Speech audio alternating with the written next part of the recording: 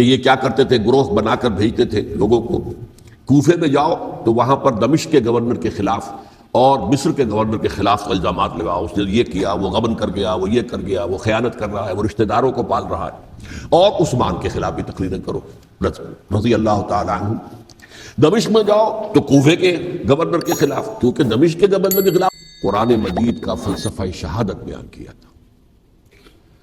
اگرچہ میرا مین مضمون تھا قرآن مجید کا فلسفہ شہادت، تاہم اس کے ساتھ ہی میں نے، چونکہ یہ عام طور پر بھی شہادتوں کا زمانہ شمار ہوتا ہے، ذی الحج میں حضرت عثمان رضی اللہ تعالیٰ عنہ شہید کیے گئے، یکم محرم الحرام کو حضرت عمر رضی اللہ تعالیٰ عنہ کی وفات ہوئی ہے، اگرچہ وہ زخمی ہو گئے تھے 28 ذی الحج کو۔ پھر یہ سانحہ کربلا پیش آیا ہے 10 محرم کو، تو یہ دن ہوتا ہے ایسا کہ جس میں انہی موضوعات پر تقاریر ہوتی ہیں۔ تو میں نے فلسفہ شہادت کے ساتھ ساتھ ایک ضمیمے کے طور پر خلفائے ثلاثہ کی شہادت اور سانحہ کربلا کا تاریخی پس منظر بھی بیان کیا، لیکن وہ میرا اصل موضوع نہیں تھا۔ اصل وقت صرف ہوا تھا قرآن کا فلسفہ شہادت، اور دوسرے یہ کہ ان تاریخی پس منظر کے بیان میں بھی ظاہر بات ہے کہ سانحہ کربلا تک پہنچتے پہنچتے وقت بھی ختم ہو رہا تھا اور میری ہمت بھی اب جواب دے رہی تھی، اس لیے اس کا ذکر بہت ہی اجمال کے ساتھ ہوا تھا۔ اس کے اگلے ہی روز ٹیلی ویژن کے زیر اہتمام ایک مذاکرہ ہوا، اور وہ مذاکرہ جو ہے وہ پھر ٹیلی کاسٹ کیا گیا ہے عین یوم عاشوراء کو، 10 محرم الحرام کی شب۔ اس کے ضمن میں ایک تو وعدہ خلافی کی جو اس پروگرام کے کمپیئر ہیں انیق احمد صاحب، انہوں نے، اور میں نے اسی وقت پروگرام کے خاتمے پر ان سے یہ شکایت کر دی تھی کہ انہوں نے مجھے جو عنوان بتایا تھا وہ تھا قرآن کا فلسفہ شہادت۔ تو ظاہر بات ہے کہ ذہناً میں اسی کے لیے تیار ہو کر گیا تھا، لیکن وہاں انہوں نے جب شروع کی محفل تو وہاں پر انہوں نے عنوان بیان کیا امام حسین علیہ السلام کی شہادت۔ اب یہ اگرچہ یقیناً ان میں باہمی تعلق تو ہے، لیکن یہ کہ بہت کافی فرق ہے کہ ایک آپ فلسفہ شہادت سے چل کر اور شہادت حضرت حسین رضی اللہ تعالیٰ عنہ تک پہنچے، اور ایک یہ ہے کہ اصل موضوع ہوئی ہے۔ بہرحال جو بھی اس وقت، تو اب ظاہر بات ہے کہ کوئی اور شکل نہیں تھی، جو بھی گفتگو ہوئی اس میں نے وہ پورا حصہ لیا، لیکن دوسری زیادتی انہوں نے یہ کی کہ اس میں سے میرے بیان کے بہت سے حصوں کو حذف کر دیا۔ اس کاٹ چھانٹ سے ایک تو میرا نقطہ نظر پورے طور پر قارئین یا ناظرین کے سامنے نہیں آ سکا، سامعین کے سامنے نہیں آ سکا، اور دوسرے اس سے کچھ مغالطے بھی پیدا ہوئے۔ تو میں نے یہ سوچا کہ اب یہاں اس جمعے میں میں ان کی وضاحت کر دوں، اسی لیے باصرار میں نے یہ موضوع رکھوایا کہ سانحہ کربلا کا تاریخی پس منظر کیا ہے۔ الحمدللہ کہ جہاں تک وہ مذاکرہ جو ان کی ریکارڈنگ روم میں اسٹوڈیو میں منعقد ہوا، وہ بہت ہی پرامن، بہت اچھے انداز میں ہوا، اور اس میں کوئی یعنی یوں سمجھیے کہ زیادہ آرگیومنٹ جسے کہتے ہیں اس کی بھی ضرورت پیش نہیں آئی۔ عموماً تمام باتوں پر کنسنسس اور ایک طرح کا اجماع سامنے آیا، اور اس کا خاص سبب یہ ہے کہ میرے علاوہ سنی علماء میں سے تو مولانا احترام الحق تھانوی صاحب تھے، اور وہ بھی بہت صلح کل قسم کے آدمی ہیں، اور شیعہ حضرات میں سے جو 2 حضرات تھے وہ بھی نہایت معقول، نہایت سنجیدہ اور نہایت شرافت اور مروت کا مجسمہ نظر آئے۔ ان میں سے ایک صاحب سے میری پرانی یاد اللہ ہے، علامہ ڈاکٹر قلب صادق، ان کا تعلق لکھنؤ سے ہے، اور یہ میرے اندازے میں پوری طریقے سے نہیں کہہ سکتا، اس وقت جو بر عظیم پاک و ہند میں نامور علماء ہیں اہل تشیع کے، ان میں سے یہ چوٹی کی شخصیت ہے، اس میں کسی شک و شبے کی گنجائش نہیں، بہت مسلم عالم دین ہے، نہ صرف عالم دین ہے بلکہ ڈاکٹریٹ بھی انہوں نے کی ہوئی ہے۔ دوسری بات یہ کہ یہ بھی لکھنؤ کے رہنے والے تھے، اور مولانا سید ابو الحسن علی ندوی رحمۃ اللہ علیہ، وہ بھی لکھنؤ کے، رائے بریلی کے رہنے والے تھے جو 40-45 میل دور ہے، لیکن ان کا اصل مرکز تو آپ کو معلوم ہے دارالعلوم ندوۃ العلماء لکھنؤ۔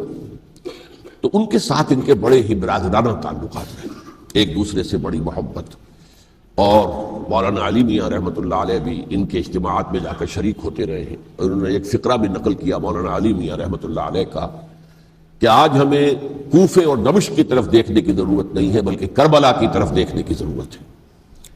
تو بہرحال مولانا علی میاں رحمۃ اللہ علیہ کو جو خاص تعلق تھا حضرت علی رضی اللہ تعالیٰ عنہ کی ذات کے ساتھ، اس پر تو ان کی ایک عظیم تصنیف جو ہے حضرت علی کی سیرت مطہرہ پر وہ خود دلالت کرتی ہے۔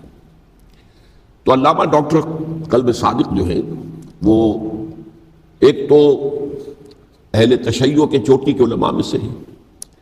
مولانا علی میاں کے ساتھ ان کے برادرانہ تعلقات، خود میرے ساتھ ان کا معاملہ یہ رہا۔ اس کی وجہ کیا ہے کہ یہ اتحاد بین المسلمین کے بہت بڑے داعی اور علم بردار ہیں۔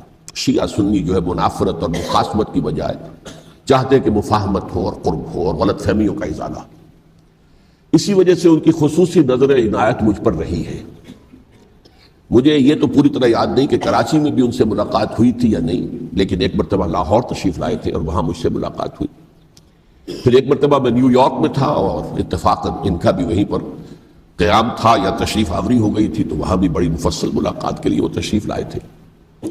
پھر میرا جو ایک کتاب کہہ لیں درمیانی شے ہے، شیعہ سنی مفاہمت کی ضرورت اور اہمیت، اس کے یہ باقاعدہ مبلغ رہے ہیں۔ اس کے بہت سے نسخے انہوں نے منگوا کر اپنے طور پر یہاں محرم الحرام کی جو ان کی مجالس ہوتی ہیں، اس مرتبہ بھی اسی کے لیے تشریف لائے ہوئے تھے، تو اس کے اندر انہوں نے اس کا تعارف کرایا، اس کی تعریف کی اور اس کے بہت سے نسخے جو ہے وہ فروخت کروائے۔ تو یہ میں نے اصل میں آپ کے سامنے ایک پس منظر رکھ دیا ہے اس شخصیت کا کہ جو اس میں میجر ریپرزنٹیٹیو تھے اہل تشیع کی طرف سے۔ انہوں نے ایک نقطہ جو بیان کیا، واقعہ یہ ہے کہ میرا ذہن بھی ادھر منتقل نہیں ہوا تھا اس سے پہلے، انہوں نے فرمایا کہ یہ اللہ کے راستے میں شہید ہو جانے والے کو جو اللہ کے راستے میں قتل ہو جائیں، سورہ بقرہ میں تو فرمایا انہیں مردہ مت کہو، وَلَا تَقُولُوا لِمَن يُقْتَلُ فِي سَبِيلِ اللَّهِ أَمْوَاتٌ بَلْ أَحْيَاءٌ وَلَٰكِن لَا تَشْعُرُونَ، وہ تو زندہ ہیں لیکن تمہیں ان کا شعور نہیں۔ لیکن سورہ آل عمران کے اندر جو آیت آئی ہے وَلَا تَحْسَبَنَّ الَّذِينَ قُتِلُوا فِي سَبِيلِ اللَّهِ أَمْوَاتًا بَلْ أَحْيَاءٌ عِندَ رَبِّهِمْ يُرْزَقُونَ، ہرگز مت سمجھنا ان کو جو اللہ کی راہ میں قتل ہو جائیں کہ وہ مردہ ہیں، وہ زندہ ہیں، اپنے رب کے پاس سے رزق پا رہے ہیں۔ تو انہوں نے کہا کہ اللہ تعالیٰ کی راہ میں قتل ہو جانے والوں کو مقتول کہنا ہی نہیں، سمجھنا بھی غلط ہے۔ دل سے بھی بات جو ہے وہ یہ نہیں ہونی چاہیے کہ وہ مردہ ہے، بلکہ وہ زندہ ہے، اس شد و مت کے ساتھ وَلَا تَحْسَبَنَّ، ہرگز نہ سمجھنا ان کو جو اللہ کی راہ میں قتل ہو جائیں کہ وہ مردہ ہے، وہ تو زندہ ہے، اپنے رب کے پاس سے رزق پا رہے ہیں۔ اس در میرا ذہن نہیں گیا تھا، میں اس کو تسلیم کر رہا ہوں۔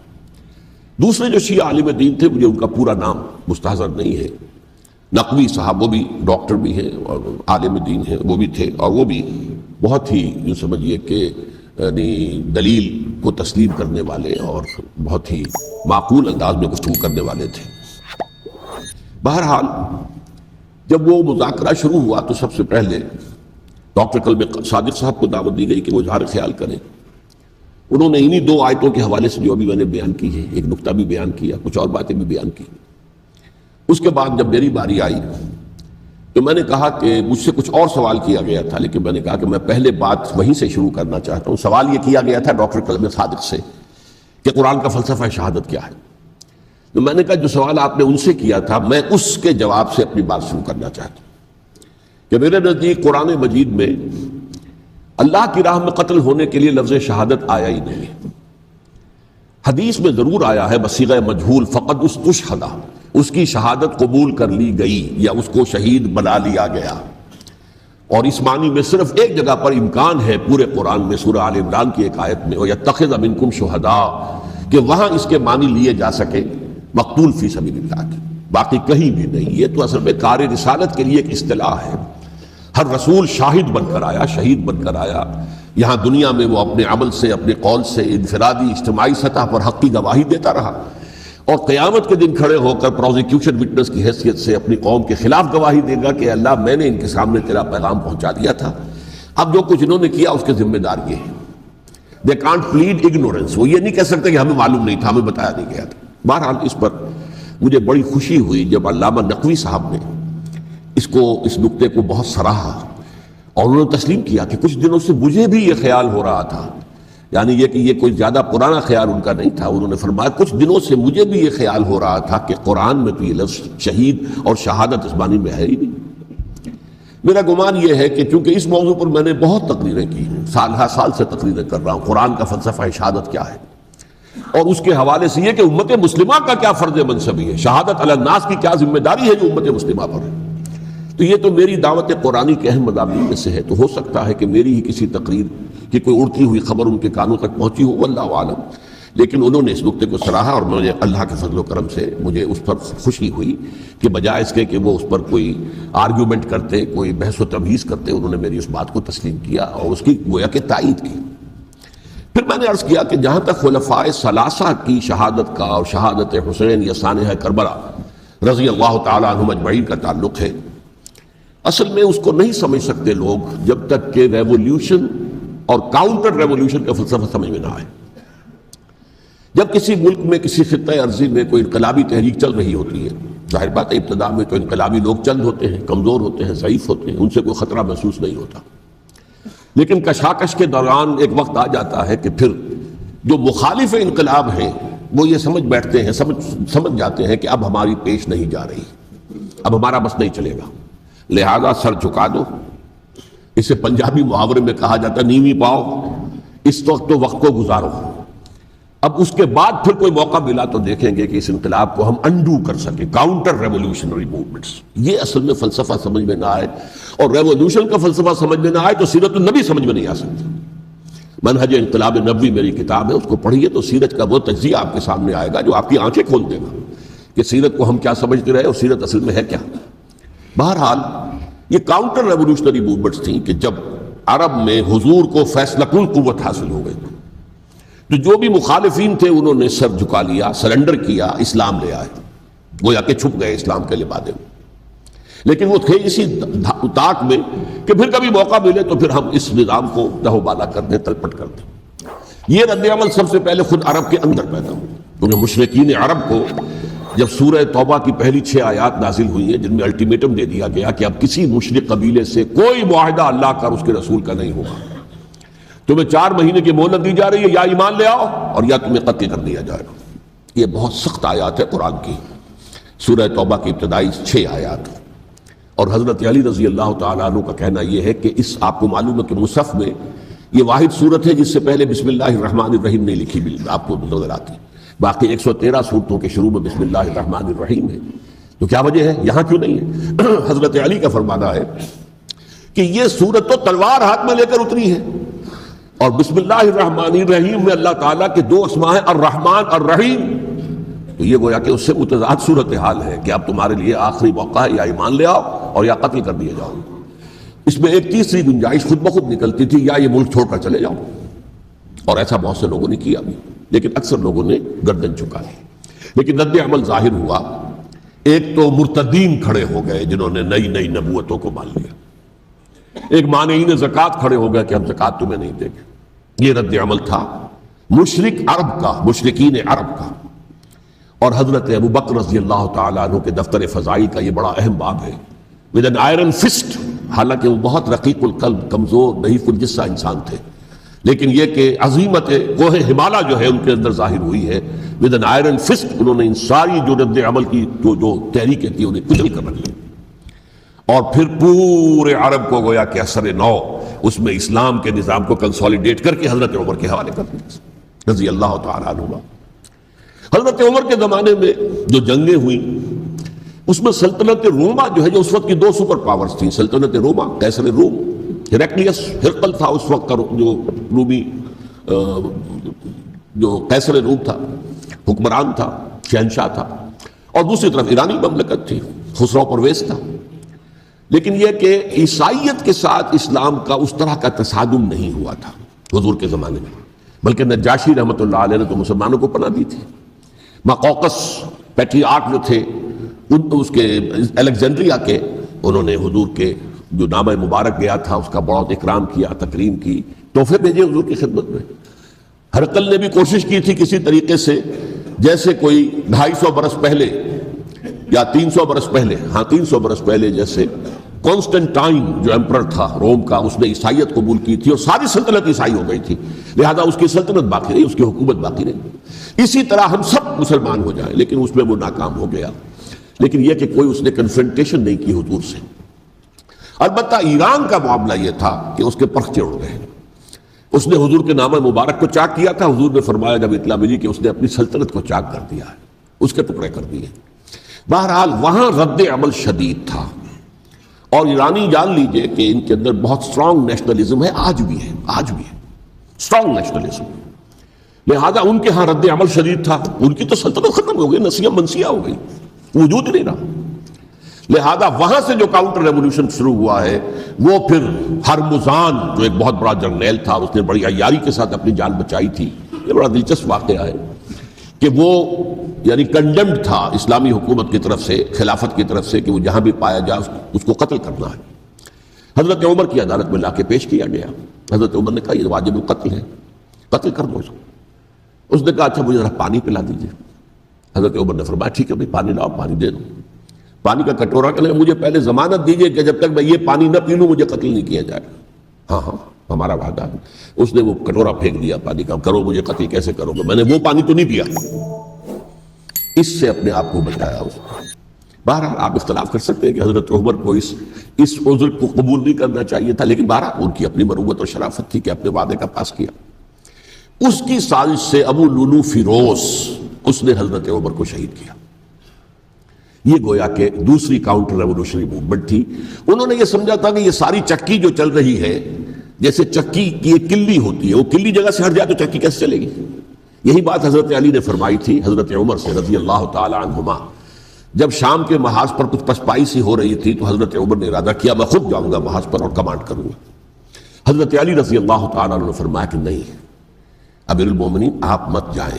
چکی اسی وقت تک چلتی ہے جب تک کہ کلی گڑی ہوئی. آپ کلی ہیں اس وقت اس نظام کی جس کے گرد یہ اسلام کی چکی گھوم رہی، آپ مت جائیں.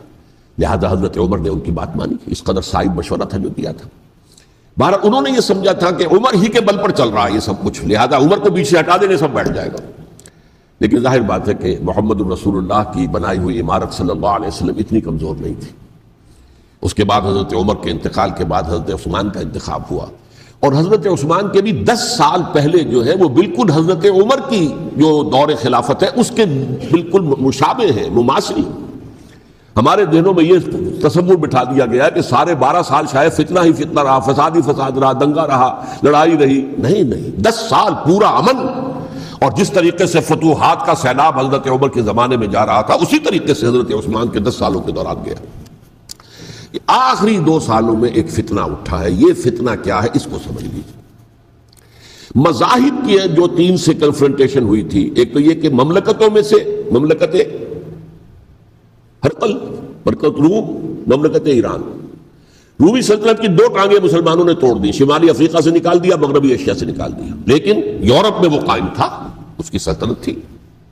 لیکن ایرانی سلطنت کا بالکل تیا پاچا ہو گیا، ختم ہو گیا. اسی طریقے سے 3 مذاہب سے کنفرنٹیشن ہوئی. مشرکین عرب سے، اس کا میں بیان کر چکا ہوں، ان کا پہلا وار حضرت ابوبکر کے عہد خلافت میں ہو گیا. دوسرے جو عیسائیوں کا معاملہ تھا ان سے بھی کوئی تصادم نہیں ہوا حضور کے حیات طیبہ کے دوران. لیکن جو یہودیت بطور مذہب، اس کو ظاہر بات ہے کہ اسلام نے اس کو ختم کیا تھا کم سے کم جزیرہ نما عرب سے. مدینے میں 3 قبیلے تھے جو اپنی غداری کی وجہ سے اور اپنی صلح کو توڑنے کے جرم کی پاداش میں 2 نکالے گئے، اور تیسرا جو ہے اس کے تمام جو بھی جوان افراد تھے انہیں قتل کیا گیا. پھر خیبر پر حملہ کیا گیا اور خیبر کو جو ہے فتح کیا گیا. وہ یہودیوں کا بہت بڑا گڑھ تھا، اور جو مدینے سے نکالے گئے تھے وہ بھی وہیں جا کر مقیم ہو گئے تھے. تو اس اعتبار سے، اور پھر یہودی اپنے آپ کو سمجھتے تھے اللہ کی طرف سے دنیا میں جو نمائندہ جو ہے امت وہ ہم ہیں. اب انہیں معزول کر کے امت محمد کو وہاں پر کھڑا کر دیا گیا صلی اللہ علیہ وسلم. لہذا وہ بہت زیادہ یوں سمجھیے ایگریوڈ، سب سے زیادہ جن کو گزند پہنچا ہے حضور کے دست مبارک سے، وہ یہودی تھے. لہذا ان کا جو رد عمل آیا ہے وہ ہے جس کے نتیجے میں حضرت عثمان شہید ہوئے، حضرت علی شہید ہوئے، حضرت حسین شہید. اب اس چیز کو اچھی طرح سمجھیے.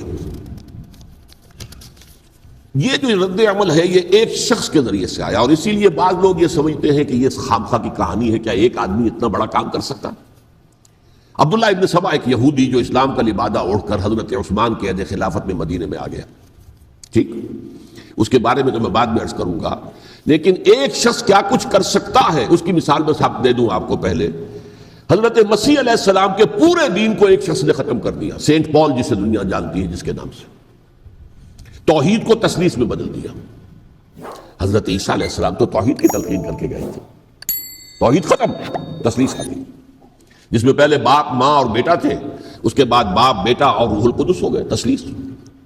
نمبر 2، شریعت موسوی کو ساقط کر دیا، لہذا اب پالزم جو ہے، کرسچینٹی نہیں رہی، وہ حضرت عیسیٰ تو کہہ کر گئے تھے کہ شریعت موسوی تم پر لاگو رہے گی، نافذ رہے گی، ساقط کر دیا۔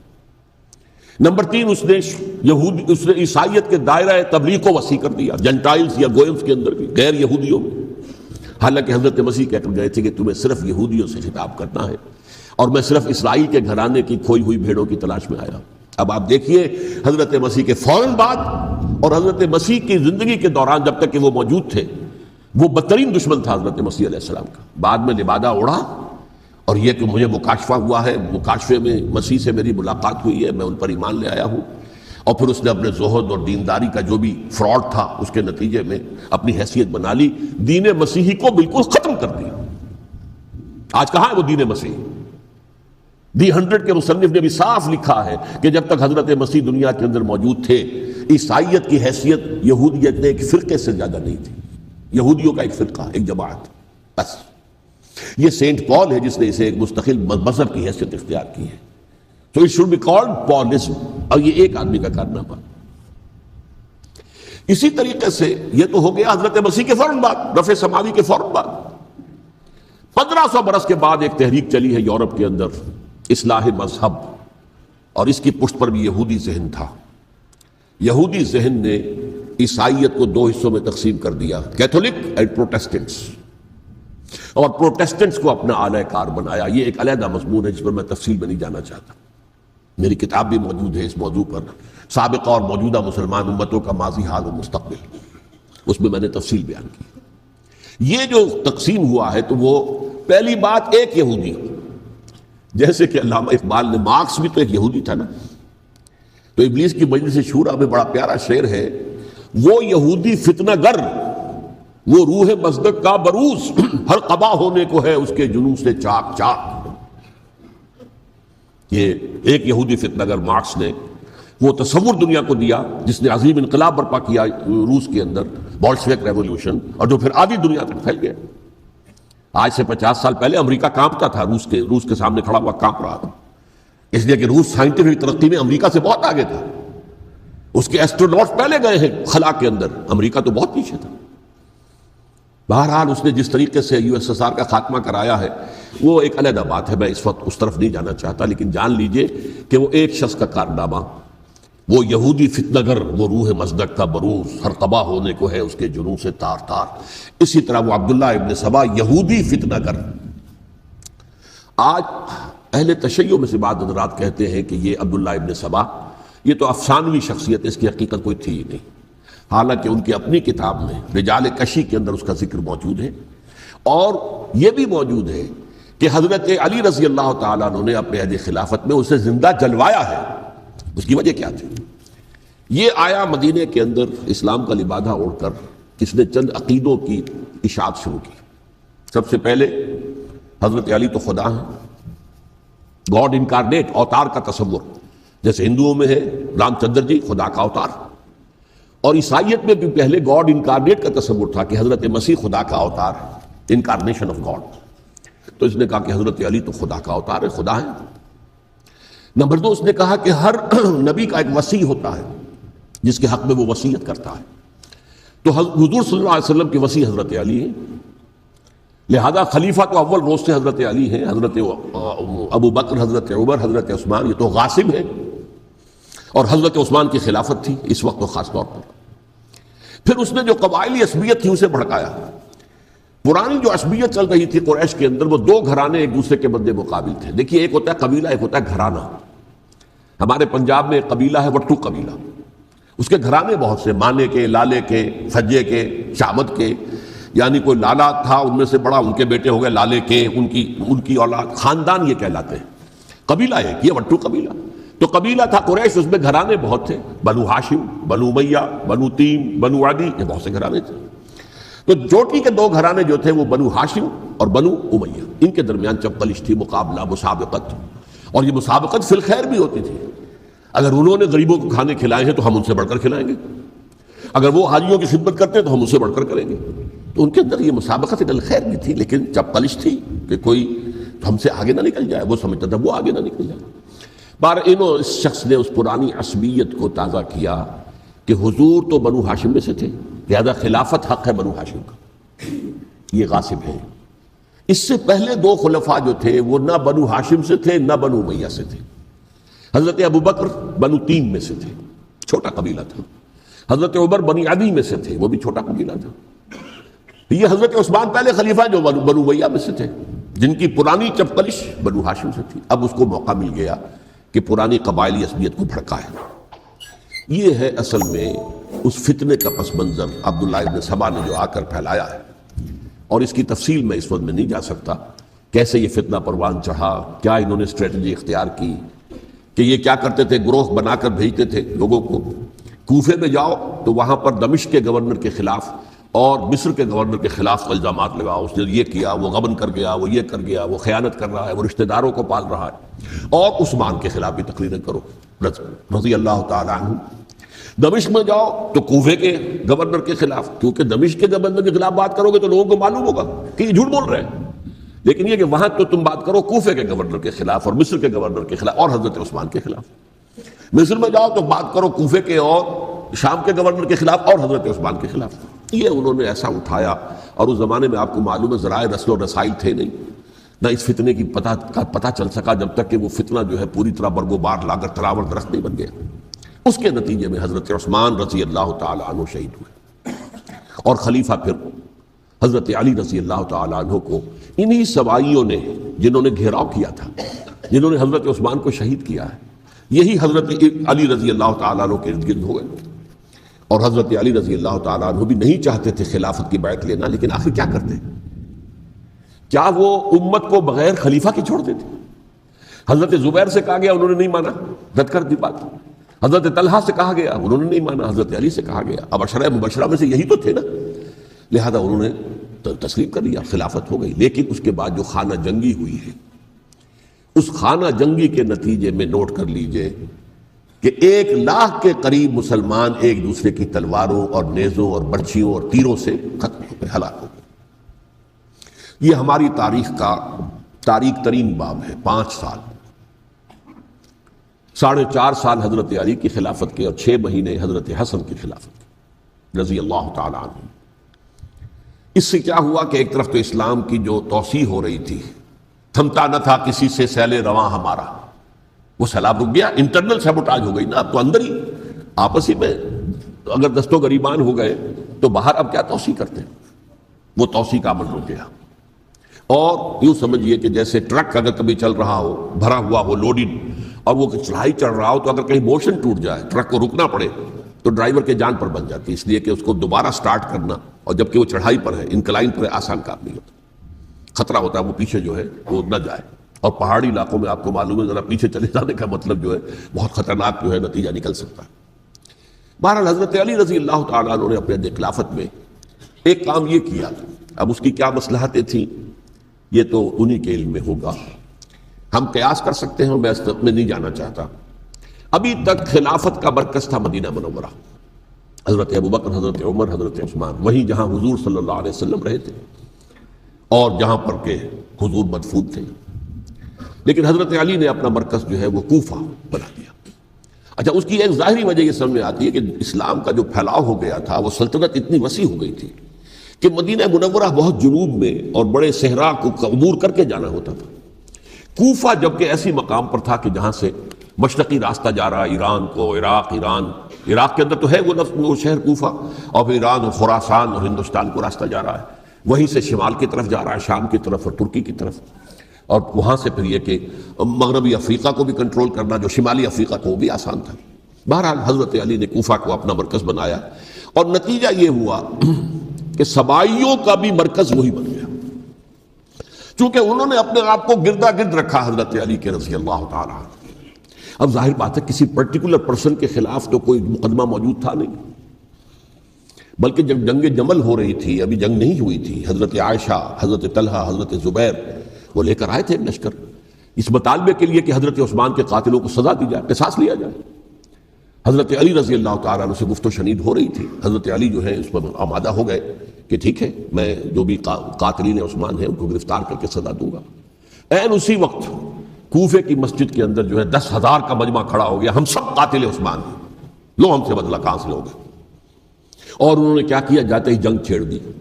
جب چھڑ جائے تو یا مرو یا مارو، اس کے سلاوت کوئی چارہ کار ہوتا ہی نہیں۔ ایک رات میں 10,000 مسلمان شہید ہوئے، جن میں 2 عشرہ مبشرہ میں سے حضرت زبیر اور حضرت طلحہ رضی اللہ تعالیٰ۔ تو یہ صورت تھی، سبائیوں نے گھیراؤ کیا حضرت علی کا رضی اللہ تعالیٰ۔ حضرت معاویہ دعوے دار نہیں تھے خلافت کے، قطعاً نہیں، ان کا صرف ایک دعویٰ تھا، اور وہ یہ تھا کہ عثمان کے قاتلوں کو گرفتار کرو، یا خود سزا دو یا ہمارے حوالے کرو، ہم اس سے قصاص لیں گے۔ اس لیے کہ قبیلہ بنو امیہ کا تھا اور حضرت امیر معاویہ بنو امیہ میں سے، تو ایک خاندانی طور پر جو ہے ہم قصاص لیں گے ان سے جنہوں نے قتل کیا ہے حضرت عثمان کو۔ لیکن یہاں ظاہر بات ہے کہ حضرت علی رضی اللہ تعالیٰ عنہ کی طرف سے مطالبہ یہ ہوتا تھا تم پہلے میری بیعت کرو، میرے ہاتھ مضبوط کرو تاکہ میں ان کے خلاف کوئی اقدام کر سکوں۔ لیکن انہیں یہ اندازہ تھا کہ اگر میں نے بیعت کی تو ظاہر بات ہے کہ حضرت علی تک پہنچنے سے پہلے مجھے گردن بڑھا دیں گے یہ لوگ، اس لیے کہ سبائی جو ہے وہ آپ کو گھیرے ہوئے۔ بہرحال ایک عجیب الجھاؤ، ایک ڈائلیما تھا جس کی وجہ سے یہ جنگ چلتی رہی، اور حضرت علی رضی اللہ تعالیٰ عنہ کو انہی کے شیعان علی ہی کے اندر سے وہ جماعت علیحدہ ہوئی تھی جس کو ہم خوارج کے نام سے جانتے ہیں، اور ایک خارجی ابن ملجم ہی نے حضرت علی کو شہید کیا رضی اللہ تعالیٰ عنہ۔ پھر حضرت حسن رضی اللہ تعالیٰ عنہ، اب دیکھیے کس قدر صحیح بات تھی جو حضرت علی رضی اللہ تعالیٰ عنہ نے فرمائی جب ان سے کہا گیا کہ کیا ہم آپ کے بیٹے حسن کے ہاتھ پر بیعت کر لیں رضی اللہ تعالیٰ عنہ؟ فرمایا نہ میں تمہیں اس کا حکم دیتا ہوں نہ میں اس سے روکتا ہوں، یہ تمہارا معاملہ ہے، امرہم شورا بینہم، تم اپنے باہمی مشورے سے جو فیصلہ کرو گے ٹھیک ہے، میں نہ حکم دیتا ہوں نہ روکتا ہوں۔ اس کا کیا مطلب ہے؟ باپ کے بعد بیٹے کی خلافت ہرگز حرام نہیں ہے، ورنہ کہتے کیسے ہو سکتا ہے میرا بیٹا؟ نہیں، یہ نہیں کہا آپ نے۔ حضرت عمر سے بھی کہا گیا تھا کہ اپنے بیٹے کو نامزد کر دیں، عبداللہ ابن عمر کو، تو انہوں نے جواب میں کیا کہا؟ اسے تو طلاق دینی بھی نہیں آتی۔ انہوں نے اپنی کسی زوجہ کو طلاق دی تھی اور اس میں جو صحیح ترین طریقہ ہے وہ اختیار نہیں کیا تھا، انہیں طلاق دینی تک نہیں آتی تو میں اسے خلیفہ بنا دوں۔ یہ نہیں کہا تھا کہ باپ کے بعد بیٹا خلیفہ نہیں ہو سکتا، یہ تو نہیں تھا، کہیں حرام نہیں ہے، نہ کتاب و سنت میں، نہ کوئی حدیث ہے، نہ کہیں قرآن مجید میں۔ تو حضرت علی نے بھی فرمایا رضی اللہ تعالیٰ نہ میں روکتا ہوں نہ حکم دیتا ہوں، یہ تمہارا اپنا معاملہ ہے۔ بہرحال حضرت حسن رضی اللہ تعالیٰ عنہ نے حضرت امیر معاویہ سے صلح کر لی، خلافت ان کے سپرد کر دی۔ دیکھیے میں حضرت ابوبکر، حضرت عمر، حضرت عثمان، حضرت علی کے ساتھ حضرت حسن کے دور خلافت کو بھی خلافت راشدہ میں سے سمجھتا ہوں، اور تبھی 30 سال پورے ہوتے ہیں اس حدیث کے مطابق کہ حضور نے فرمایا خلافت 30 برس رہے گی پھر ملوکیت آ جائے گی۔ تو حضرت حسن کا بہت بڑا کارنامہ یہ ہے کہ اس خانہ جنگی کا دروازہ بند کر دیا، اور یہ پیشن گوئی تھی حضور کی صلی اللہ علیہ وسلم حضرت حسن کو، جب بچے تھے حضور کے انتقال سے پہلے، میرا یہ بیٹا مسلمانوں کے 2 گروہوں میں صلح کرائے گا، یہ حضور کی پیشن گوئی تھی، اور وہ پیشن گوئی حضرت حسن کے علم میں بھی ہوگی یقیناً۔ بہرحال انہوں نے صلح کی حضرت امیر معاویہ کے ساتھ رضی اللہ تعالیٰ عنہ، خلافت ان کے حوالے کر دی، اور کچھ شرائط تھیں طے ہو گئی، اللہ خیر صلی اللہ۔ حضور کی تو یہ پیشن گوئی جو ہے صحیح ثابت ہوئی کہ میرا یہ بیٹا مسلمانوں کے 2 بڑے گروہوں کے درمیان صلح کرا دے گا، اور سبائیوں نے انہیں تانے دیے یا عار المومنین، اے مومنوں کے لیے موجب عار، موجب شرم، تم نے بزدلی دکھائی ہے، تم نے امیر معاویہ کو خلیفہ تسلیم کر لیا، تم نے بزدلی دکھائی، معاذ اللہ ثم معاذ اللہ ثم معاذ اللہ۔ اب میں کچھ باتیں حضرت امیر معاویہ کے بارے میں کہنا چاہتا ہوں، اس لیے کہ وہاں اس میں نے حضرت معاویہ کے بارے میں یہ تو بہت شدت کے ساتھ کہا تھا، اور میں اب بھی اس پر قائم ہوں اور پوری طریقے سے قائم ہوں۔ میرا مستقل موقف یہی ہے کہ حضرت معاویہ رضی اللہ تعالیٰ عنہ کے دور خلافت کو ہم خلافت راشدہ میں شامل نہیں سمجھتے، اہل سنت میں سے کوئی بھی نہیں سمجھتا، لیکن اس کے ساتھ میں نے حضرت امیر معاویہ کے کچھ مناقب بھی بیان کیے تھے تاکہ پلڑا جو ہے ترازو کا اس کے دونوں پلڑے سامنے آ جائیں۔ لیکن یہ کہ وہ حصہ میرے اس بیان کا نکال دیا گیا، ختم کر دیا گیا، یہ میں نہیں جانتا کہ اس میں کیا مصلحت دیکھی گئی ہے، اس میں تو کسی کے لیے کوئی معاملہ ایسا نہیں تھا کسی کے جذبات کو جو ہے وہ ٹھیس پہنچانے والا، کیونکہ میں نے کہا وہ خلیفہ راشد نہیں تھے، صاف میں نے کہا، بلکہ وہ دور ملوکیت کا آغاز ان سے ہو گیا ہے۔ بلکہ جب ایک صاحب نے یہ کہا کہ کربلا کے بعد سے دور ملوکیت آ رہی تھی، تو میں نے کہا نہیں جناب، دور ملوکیت تو 20 سال پہلے پوری ہو چکی تھی، شروع ہو چکی تھی۔ حضرت امیر معاویہ کے بھی 20 سال جو ہے وہ دور ملوکیت میں شمار ہوتے ہیں۔ انہیں کسری العرب بھی کہا گیا، عرب کے کسریٰ، جو شہنشاہ ایران کا خطاب تھا، حضرت معاویہ رضی اللہ تعالیٰ عنہ کو کسری العرب کہا گیا، عرب کا کسریٰ یہ۔ لیکن دوسری طرف یہ ہے کہ وہ صحابی رسول ہیں رضی اللہ تعالیٰ، حضور کے برادر نسبتی بھی ہیں، حضور کے سالے ہیں، ان کی ہمشیرہ ام حبیبہ حضور کی زوجہ محترمہ ہیں، ام المومنین ہیں ام حبیبہ رضی اللہ تعالیٰ عنہ۔ پھر کس قدر معتمد علیہ تھے حضور کے کہ کاتبان وحی میں شامل تھے، وحی کی کتابت کرنے والے چند لوگ تھے جنہیں کہ حضور کہتے تھے کہ اب یہ آیت لکھ لو، ان میں سے ایک امیر معاویہ بھی رضی اللہ تعالیٰ۔ تو بڑے توازن کی ضرورت ہے۔ دیکھیے صحابہ کرام کا جہاں تک تعلق ہے، اہل سنت کا موقف یہ ہے کہ صحابہ تو کلہم عدول، صحابہ سب کے سب نیک نیت ہیں، اور ان کی روایت جو ہے قبول کی جائے گی، رد نہیں کی جائے گی، ان پر کوئی جرح و تعدیل نہیں ہوگی، اس لیے کہ ان کا تزکیہ محمد رسول اللہ صلی اللہ علیہ وسلم نے کیا تھا۔ لہذا یہ تو ہو سکتا ہے کہ کسی صحابی سے کوئی خطا ہو جائے، لیکن وہ خطا اجتہادی ہوگی، نیت کی خطا نہیں ہوگی، نیت کی غلطی نہیں ہوگی۔ اگر کسی صحابی کی نیت پر حملہ کیا جائے تو یہ اصل میں طعن ہے، حملہ ہے حضور پر کہ وہ تربیت دے نہیں سکے اپنے ساتھیوں کو، معاذ اللہ ثم معاذ اللہ ثم معاذ اللہ، وہ تزکیہ کر ہی نہیں سکے۔ 3 جگہ جو قرآن میں آیا ہے یتلو علیہم آیاتہ ویزکیہم، تو کیا تزکیہ کیا؟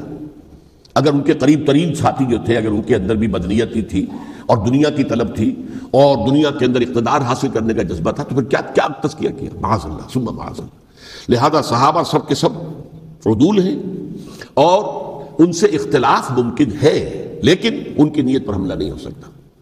تو حضرت امیر معاویہ کی شخصیت ایک چیز ہے، آپ کا دور خلافت دوسری چیز ہے۔ شخصیت کے اعتبار سے صحابی رسول ہیں، برادر نسبتی ہیں حضور کے صلی اللہ علیہ وسلم، اور پھر یہ کہ اس قدر معتمد علیہ ہے صحابہ میں سے کہ وہ کاتبان وحی، یہ عام آدمی کے کرنے کا کام نہیں تھا جو وحی کی کتابت کرے، اللہ کے کلام کی۔ البتہ یہ ہے کہ جیسا کہ میں نے عرض کیا، ان کا دور خلافت راشدہ نہیں ہے، وہ ملوکیت کا دور ہے۔ یہ میں نے جیسا کہ عرض کیا، میں نے ایک صاحب نے جب یہ کہا کہ ملوکیت شروع ہو رہی تھی، میں نے کہا شروع نہیں ہو رہی تھی، ملوکیت تو 20 سال پہلے شروع ہو چکی تھی۔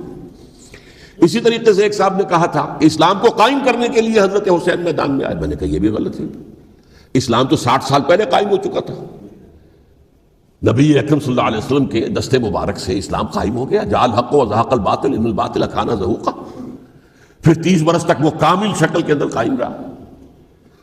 تو اسلام جو ہے در حقیقت اب قائم کرنے والی بات نہیں تھی، البتہ اس کے اندر زوال شروع ہو گیا تھا، اس زوال کے عمل کو روکنے کے لیے حضرت حسین میدان میں آئے۔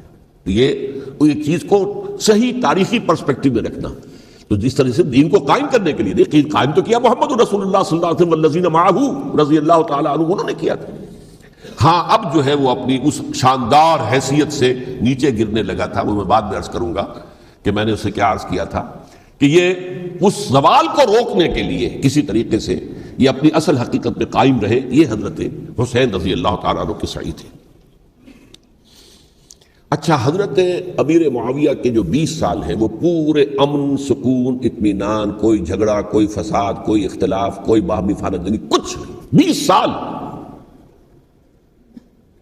یہ بھی تاریخ کی بڑی چشم کشا حقیقت ہے جو عام طور پر لوگوں کے علم میں نہیں ہے۔ سبائی بھی دبتے رہے، حضرت امیر معاویہ کی حکومت اتنی مضبوط تھی، کنٹرول، کہ ان کو کچھ سر اٹھانے کا موقع نہیں ملا، موجود تھے، دبکے رہے۔ جیسا کہ میں نے کہا، ریولوشن کے آخری مرحلے پر آ کر جو مخالفین ہیں وہ دب جاتے ہیں کہ پھر دیکھیں گے موقع ملے گا تو پھر لیں گے ان سے حساب کتاب۔ 20 سال رہے ہیں پورے امن کے، 10 سال کے بعد یعنی درمیان میں ہے حضرت امیر معاویہ کا عہد خلافت۔ ایک صحابی جو کہ بزرگ صحابہ میں سے ہیں، مغیرہ ابن شعبہ رضی اللہ تعالی عنہ، وہ آتے ہیں اور وہ کہتے ہیں کہ دیکھیے امیر المومنین، کتنی بڑی خانہ جنگی رہی تھی مسلمانوں کی آپس میں، اور اب بھی اگر آپ کسی کو نامزد کیے بغیر چھوڑ گئے امت کو تو پھر خانہ جنگی ہو جائے۔ 1 لاکھ اس وقت جو ہے وہ ہلاک ہوئے تھے، نہ معلوم اب کتنے ہلاک، لہٰذا آپ اپنی زندگی ہی میں نامزد کر دیجئے کسی کو خلیفہ، ولی عہد بنا دیجئے۔ حضرت امیر معاویہ نے ابتداءً جو ہے انکار کیا نہیں، لیکن ان کے دلائل ایسے تھے وزنی، اور میں سمجھتا ہوں کہ وہ بات صحیح تھی جو مغیرہ ابن شعبہ نے کہی اس لیے کہ اب صحابہ کرام میں سے جو کبار صحابہ تھے وہ تو سب دنیا سے رخصت ہو چکے تھے. اب تو یا صغار صحابہ رہ گئے تھے جو حضور کے زمانے میں بچے تھے، حضرت حسن، حضرت حسین، عبداللہ ابن زبیر، یہ بچے ہی تھے نا، یا تو وہ تھے، اور یا بالکل نو مسلم تھے. اور نو مسلموں میں بڑی تعداد وہ تھی جو ایرانیوں کی تھی، شامیوں کی تھی، ادھر کی تھی، ادھر کی تھی. تو ان کو تو ظاہر بات ہے کہ تربیت نبوی سے کیا خلافت راشدہ سے بھی اکثر و بیشتر کو کوئی حصہ ملا ہی نہیں تھا. تو اس صورت میں اب وہ اعلیٰ ترین معیار پر حکومت کے نظام کو قائم کرنا ممکن نہیں ہے. کوئی قبائلی عصبیت جب تک حکومت کی پشت پر نہیں ہوگی حکومت مستحکم نہیں ہوگی. یہ گویا کہ ایک جس کو کہتے ہیں کہ حقیقت بینی، واقعیت پسندی، ایک آئیڈیالزم ہے اور ایک ریئلزم ہے کہ آپ فیکٹس آن دی گراؤنڈ کو غور کریں، سوچیں اس کے اوپر اور پھر کوئی فیصلہ کریں. اس اعتبار سے پھر حضرت امیر معاویہ نے بات مان لی اور بیعت لے لی لوگوں سے حضرت یزید کے لیے کہ یہ خلیفہ ہوں گے میرے بعد. اس کو ولی عہدی کہتے ہیں. اچھا، اس وقت 5 افراد ایسے تھے کہ جنہوں نے اس سے اختلاف کیا. یہ بات بہت اہم ہے. میرا کتابچہ ہے سانحہ کربلا، اس کے کچھ نسخے آج یہاں ہوں گے، آپ لوگ پڑھیے اسے غور سے اور پھیلائیے تاکہ حقیقت سامنے آئے. 5 افراد کون تھے جو ہونے چاہیے؟ ابو بکر فوت ہو گئے، ان کے بیٹے عبد الرحمن ابن ابی بکر. عمر فوت ہو گئے، ان کے بیٹے عبداللہ ابن عمر. عباس فوت ہو گئے، ان کے بیٹے عبداللہ ابن عباس. زبیر فوت ہو گئے، ان کے بیٹے عبداللہ ابن زبیر. اور حضرت حسن جو ہے ان کا انتقال ہو چکا تھا، حضرت علی کے بیٹے حضرت حسین رضی اللہ تعالیٰ عنہ مجمعین. حضرت حسن کے بارے میں ایک فریق کا کہنا یہ ہے کہ انہیں زہر دے کر ہلاک کیا گیا. اہل تشیع کا قول یہ ہے، جبکہ اہل سنت کہتے ہیں کہ نہیں، وہ اپنی جو بھی طبی موت تھی اس سے ان کی وفات. لیکن میں اس میں نہیں جانا چاہتا، اس لیے کہ یہ مائکرو ہسٹری جو ہے نا، وہ تو ایک ایک واقعے کے لیے ادھر کی روایات کیا، ادھر کی کیا ہیں، ان کے پاس کیا دلائل، یہ تو کسی ریسرچ اسکالر کا موضوع ہے، میرا موضوع نہیں. لیکن بہرحال یہ 5 حضرات تھے جنہوں نے ولی عہدی کی بیعت نہیں کی. لیکن حضرت معاویہ اتنے حلیم الطبع انسان تھے، انہوں نے جبر نہیں کیا، کوئی تشدد نہیں کیا. ٹھیک ہے، ولی عہدی کی بیعت نہیں کر رہے، کوئی بات نہیں، میری بیعت تو کی ہوئی ہے نا، ابھی تو میں زندہ ہوں، بات ختم ہو گئی. میری بیعت کو تو نہیں توڑا انہوں نے، فسخ بیعت نہیں کی. اس اعتبار سے انہوں نے نہ کوئی تشدد کیا، نہ جبر کیا، نہ کوئی مواخذہ کیا. لیکن جب امیر معاویہ کا انتقال ہو گیا، اب ولی عہدی کی بجائے وہ اب خلافت کی بیعت کی. سب لوگوں نے بیعت کر لی. ان 5 میں سے ایک فوت ہو چکے تھے. حضرت عبد الرحمن ابن ابی بکر فوت ہو چکے رضی اللہ تعالی. 4 تھے، ان 4 میں ایک اختلاف ہوا. 2 کی رائے یہ تھی، عبداللہ ابن عمر، عبداللہ ابن عباس، کہ اگرچہ یہ کام غلط ہوا ہے، کہ اسلام کی روح کے منافی ہوا ہے، یہ بادشاہت کی بنیاد پڑ رہی ہے، لیکن یہ بات ایسی نہیں ہے کہ اس کی بنا پر ہم خانہ جنگی شروع کروا دیں، امت کے اندر خون خرابہ کروائیں، فساد کروائیں. لہذا انہوں نے بیعت کر لی. اب کوئی اگر یہ کہے معاذ اللہ کہ وہ بک گئے تھے یزید کے ہاتھ میں، معاذ اللہ ثم معاذ اللہ، وہی بات آپ اختلاف کر سکتے ہیں کہ انہیں نہیں کرنی چاہیے تھی، یہ کوئی رائے رکھے، مجھے اختلاف نہیں.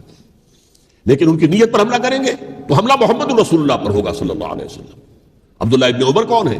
کتنی حدیثیں ان سے جو ہے وہ منقول ہیں. عبداللہ ابن عباس کون ہے؟ جنہیں حضور نے جو ہے جن کے لیے دعا کی تھی، اے اللہ فقہہ فی الدین وعلمہ التاویل، اے اللہ اس نوجوان کو دین کا فہم عطا کر اور قرآن کی تعویل اور تفسیر کا علم عطا کر. حبر الامہ کہلاتے ہیں. وہ کہیں پیسوں اور ٹکوں کے عوض بک جانے والے نہیں تھے. انہوں نے امت کی مصلحت دیکھی، نیت جو ہے اس پر حملہ نہ کیجیے. البتہ اختلاف کا حق آپ کو حاصل ہو.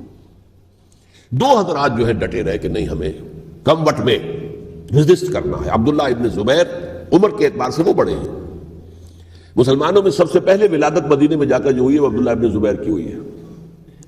ہجرت کر کے جب مہاجرین وہاں پہنچے، کچھ عرصے تک کسی کے ہاں کوئی اولاد نہیں ہوئی، تو لوگوں نے تانے دینے شروع کر دیے کہ معلوم ہوتا ہے کہ یہاں آ کر یہ مکے کے رہنے والے جو ہے کمزور ہو گئے ہیں، ان کے ہاں اولاد ہی نہیں ہو رہی.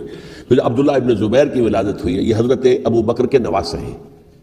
حضور کی زوجہ محترمہ حضرت عائشہ کی بہن حضرت دیکھیے ابھی نام نکل گیا ہے جی، حضرت اسماء رضی اللہ تعالی عنہ ادہما، یہ ان کے صاحبزادے ہیں، حضرت زبیر کے بیٹے. ان کا فیصلہ ہوا کہ ہمیں رجسٹ کرنا ہے کم وٹ میں، ایٹ اینی کاسٹ. حضرت حسین ابن علی رضی اللہ تعالی عنہما کا بھی فیصلہ ہوا کہ ہمیں رجسٹ کرنا ہے کم وٹ میں. البتہ ان میں بھی ایک اختلاف ہو گیا، یعنی یہ 2 تو جڑے رہے، ان 2 میں اختلاف ہو گیا.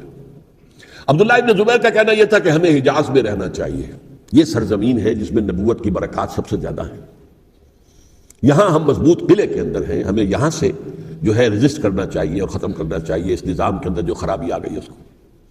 حضرت حسین رضی اللہ تعالیٰ عنہ کے پاس خطوط کا تانتا بنا ہوا تھا، کوفے سے لوگ خط لکھ رہے تھے، آئیے آئیے آئیے، ہم آپ کے ہاتھ پر بیعت کریں گے، ہم آپ کے ہاتھ پر بیعت کریں گے، ہم آپ کے ہاتھ پر بیعت کریں گے۔ یہی وہ کوفہ جو حضرت علی کا دارالخلافہ رہا تھا اور جو پھر سبائیت کا گڑھ بن گیا تھا۔ چنانچہ حضرت حسین نے حضرت مسلم بن عقیل کو بھیجا وہاں پر کہ میرے نمائندے کی حیثیت سے جا کر وہاں پر بیعت لو۔ 10-12 ہزار افراد نے بیعت کر لی، لیکن اس کے بعد یزید کی طرف سے گورنر بنا کے بھیجا گیا ابن زیاد کو۔ ابن زیاد نے آ کر جو تشدد کیا اور سختی کی تو سب کے سب بیعت توڑ کر اور سب منحرف ہو گئے۔ مخلصین تو وہ تھے نہیں، الکوفی لایوفی، کوفی جو ہے وہ تو کوئی وعدہ وفا کرنے والا ہوتا ہی نہیں، بیعت توڑ دی۔ فمن نقص فانما ينقص على نفسه، بیعت کے بعد بیعت توڑ دینا بہت بڑا گناہ ہے، توڑ دی۔ ادھر اطلاع مل گئی حضرت حسین کو، چل چکے تھے، وہ راستے میں تھے کہ وہاں تو مسلم بن عقیل شہید ہو گئے اور سب لوگوں نے بیعت توڑ دی۔ اب واپس جانا چاہتے تھے لیکن مسلم بن عقیل کے بیٹے جو ہے اڑ گئے۔ یہ عرب کی اپنی ایک جو ہے پرانی ان کی حمیت اور ان کا قبائلی نظام کہ اب ہم اپنے والد کے خون کا قصاص لیے بغیر نہیں جائیں گے۔ حضرت حسین رضی اللہ تعالیٰ عنہ کی مروت اور شرافت کہ یہ میرا ساتھ دینے کے لیے آئے تھے، اب میں ان کا ساتھ نہ دوں تو یہ تو شرافت اور مروت کے خلاف ہے۔ کہا اچھا چلو چلتے۔ وہاں جا کر بھی عین اپنے میدان کے اندر بھی حضرت حسین رضی اللہ تعالیٰ عنہ نے 3 چیزیں پیش کی ان کوفیوں کے لشکر کے خلاف۔ سب سے بڑا لشکر کے اندر سب سے بڑے تو کوفی تھے جنہوں نے بیعتیں کی ہوئی تھی حضرت حسین کے ساتھ۔ دیکھو مجھے جانے دو واپس حجاز کی طرف، یا مجھے سرحدوں پر بھیج دو تاکہ میں کافروں کے ساتھ جنگ کرتے ہوئے اپنی جان دے دوں، یا مجھے یزید کے پاس جانے دو، میں اپنا معاملہ اس سے طے کر لوں۔ لیکن کوفیوں کو یہ گوارا نہیں تھا۔ اگر یہ یزید کے پاس پہنچ گئے تو ہمارا کچا چٹھا بیان کر دیں گے کہ مجھے تو ان لوگوں نے ورغلا کر بلایا تھا۔ اس لیے کہ دیکھیے حضرت امیر معاویہ کے 20 سالوں کے دوران میں بتا چکا ہوں ان کی حکومت اتنی مستحکم تھی کہ اس کے خلاف کوئی فتنہ اٹھانا ممکن نہیں تھا۔ اب چونکہ ایک چینج اوور ہوا تھا، اور چینج اوور میں آپ کو معلوم ہوتا ہے کہ ایک جس کو کہتے ہیں every thing is in the melting پاٹ، ابھی تو یہ درمیان کے اندر معاملہ ہے، تو انہیں موقع ملا، سر اٹھایا حضرت حسین رضی اللہ تعالیٰ عنہ کو، جو خطوط لکھے جس کے کہ تھیلے کے تھیلے اور بوریوں کی بوریاں بھری ہوئی حضرت حسین کے ساتھ تھی، وہ کہا کہ آئیے ہم آپ سے بیعت کریں گے۔ انہوں نے نہیں مانا، اور اصل میں حضرت حسین کے قاتل وہ کوفی ہیں، وہ بزدل، وہ منافق جنہوں نے بیعت کر کے بیعت توڑی، اور اب وہ آ گئے کہ اگر یہ حسین رضی اللہ تعالیٰ عنہ بچ کر کہیں یزید کے پاس پہنچ گئے تو پھر ہمارا کچا چٹھا جو ہے وہ سامنے آ جائے گا اور ہماری پھر شامت آ جائے گی۔ لہذا انہوں نے قتل کیا حضرت حسین کو رضی اللہ تعالیٰ۔ ایک بات جو علامہ ڈاکٹر قلب صادق نے فرمائی، اور میرے علم میں یہ بات پہلے نہیں تھی، وہ یہ کہ حضرت حسین کے قتل کا فتویٰ ایک بہت بڑے مفتی نے دیا تھا۔ یہ بات بھی ذرا سمجھ لیجیے، حضرت حسین رضی اللہ تعالیٰ عنہ کے قتل کا فتویٰ ایک بہت بڑے مفتی نے دیا تھا۔ کیوں دیا تھا؟ اس لیے کہ حضور کی احادیث موجود ہیں کہ جب ایک شخص کی ایک خلیفہ کی بیعت ہو جائے تو دوسرا اگر کھڑا ہو تو اسے قتل کر دو، کھلی حدیث۔ اسی لیے ایک بہت بڑے مفسر بھی ہیں، فقیہ بھی ہیں، قاضی ابن العربی رحمۃ اللہ علیہ، ایک ابن عربی ہیں الف لام کے بغیر، ابن عربی، وہ بہت بڑے صوفی ہیں، فلسفی ہیں، اندلس کے ہیں۔ یہ قاضی ابن العربی ہیں جنہوں نے قرآن کی ایک تفسیر لکھی ہے اس اعتبار سے کہ صرف ان آیات کی تفسیر جن سے کہ فقہی احکام جو ہے ان کا استنباط ہوتا ہے۔ یہ 2 تفسیریں اس طور سے لکھی گئی ہیں قرآن مجید کی، احکام القرآن ان کا نام ہے دونوں کا، جن میں سے ایک جو ہے قاضی ابن العربی کی ہے۔ ان کا ایک جملہ نقل ہوتا ہے، قتل الحسین بسیف جدہ، حسین قتل ہو گئے اپنے ہی نانا کی تلوار سے۔ وہ تلوار کیا تھی؟ جب کسی کی بیعت ہو چکی ہو پھر کوئی کھڑا ہو مدعی خلافت، قتل کر دو۔ میرے نزدیک حضرت حسین مدعی خلافت نہیں تھے، یہ بات اس وقت سامنے لوگوں کے نہیں آئی، بلکہ حکومت نے یہ باور کرا دیا کہ یہ تو باغی ہے، یہ مدعی ہے خلافت کے۔ انہوں نے تو دعویٰ نہیں کیا خلافت کا، وہ تو صرف اس عمل کو روکنے کے لیے میدان میں آئے تھے۔ اور اس بات کو اچھی طرح سمجھ لیجئے کہ اس وقت تک یہ جو تصور آج ہمارے پاس ہے کہ ریاست علیحدہ ہے، حکومت علیحدہ ہے، state of Pakistan, we are loyal to the state of Pakistan, ہم ریاست پاکستان کے وفادار ہیں، گورنمنٹ آف پاکستان کے وفادار نہیں ہے. We are not loyal to the government.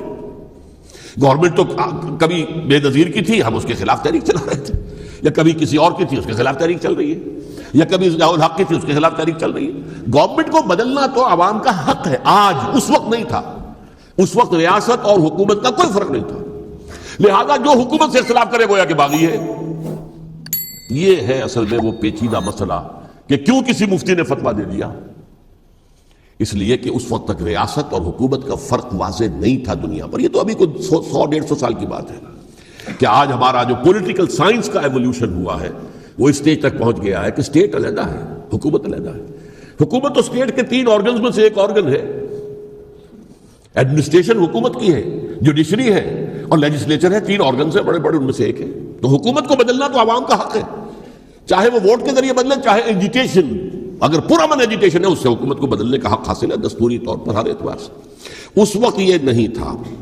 لہذا صورتحال یہ بن گئی کہ حکومت وقت نے باور کرا دیا مسلمانوں کو. ورنہ سوچئے نواسۂ رسول کو قتل کرنا کوئی آسان کام تھا؟ آخر سب کلمہ گو تھے کہ نہیں تھے؟ کلمہ گو تو تھے نا، اور حضور سے عقیدت اور محبت میں کمی. لیکن یہ کہ فتویٰ، اگر ایک بہت بڑے مفتی کا، جو کہ حضرت علامہ ڈاکٹر قلب صادق صاحب نے فرمایا، مجھے اس مفتی کا نام بھی معلوم نہیں، کہ ایک مفتی ہی کا فتویٰ تھا وہ، جس کے بنا پر اب ان لوگوں نے حضرت حسین کو قتل کیا. اور یہی وجہ ہے کہ انہوں نے پھر خیموں کو بھی آگ لگا دی. وائی؟ حالانکہ دیکھیے اگر دشمنی کا انتقام ہوتا تو حضرت علی بن حسین جو بیمار تھے، جو بعد میں زین العابدین رحمت اللہ علیہ کے نام سے پھر یہ اہل تشیع کے چوتھے امام معصوم ہیں، حضرت علی، حضرت حسن، حضرت حسین، اور پھر حضرت علی بن حسین زین العابدین رحمت اللہ علیہ، کیا ان کو بھی قتل کرتے تھے؟ حضرت حسین کی نسل ہی ختم ہو جاتی، لیکن نہیں کیا. آگ کیوں لگائی؟ آگ اس لیے لگائی کہ وہ جو ڈاکومنٹری پروف ہے ہماری غداری کا یزید کے خلاف حضرت حسین کو جو ہم نے دعوت دی، وہ جو ڈاکومنٹری پروف خطوط کی شکل میں موجود ہے وہ ختم ہو جائے، ڈسٹرائے ہو جائے. اس کے لیے انہوں نے خیموں میں آگ لگائی. بہرحال یہ ہے تاریخی پس منظر، یہ اسی سبائی فتنے کا تسلسل ہے جس نے سب سے پہلے حضرت عثمان کی جان لی رضی اللہ تعالیٰ عنہ. 5 سال تک مسلمانوں میں خانہ جنگی رکھی، حضرت علی کو پھر شہید کیا، اور اس کے بعد جو ہے 20 سال حضرت امیر معاویہ کے تو سر نہیں اٹھا سکے. لیکن پھر جب ایک چینج اوور ہو رہا تھا تو اس وقت انہوں نے موقع غنیمت سمجھا کہ اب کھڑے ہو جاؤ اور اب دوبارہ ایک فتنہ جو ہے اس کو امت کے اندر پیدا کر دو. اچھا، اس معاملے میں ایک بات جو میں نے وہاں کہی کہ ہمارے ہاں شاعرانہ جو مبالغہ آمیزی ہے، یہ میری گفتگو کا حصہ انہوں نے حذف کر دیا ہے. اور میں نے ایک سنی شاعر، بہت بڑے عالم، جن کے حوالے سے آج بھی میری تقریر ہوگی خالق دینہ ہال میں، مولانا محمد علی جوہر کے ایک شعر کے حوالے سے کہا کہ قتل حسین اصل میں مرگ یزید ہے، اسلام زندہ ہوتا ہے ہر کربلا کے بعد. میں نے کہا بالکل محمل شعر ہے، اسلام مرا ہی نہیں تھا، زندہ ہونے کا کیا سوال. اور اگر کسی درجے میں مزمحل یا زخمی ہوا تھا تو وہ تو رہا، کربلا کے بعد بھی رہا، یزید کی حکومت بھی رہی، بنو امیہ کی حکومت بھی چلی، کوئی تبدیلی تو نہیں آئی. یہ کیا کہہ رہے ہیں؟ اسلام زندہ ہوتا ہے کربلا کے بعد. میں نے کہا اسلام مرا نہیں تھا. جیسے میں نے یہ کہا کہ ملوکیت جو ہے وہ اب شروع نہیں ہوئی، ملوکیت تو 20 برس پہلے شروع ہو چکی تھی حضرت امیر معاویہ کی.